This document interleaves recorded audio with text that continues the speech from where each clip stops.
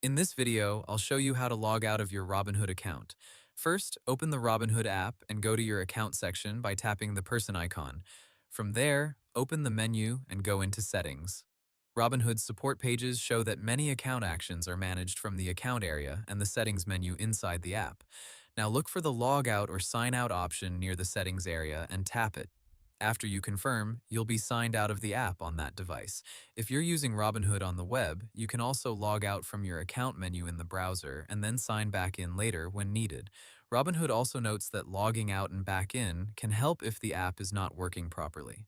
If your goal is to sign out of a different phone, tablet, or computer, Robinhood has a Devices section. Go to Account, then Security and Privacy, then Devices. Robinhood says you can select a device there and choose Remove Device to sign that device out of your account.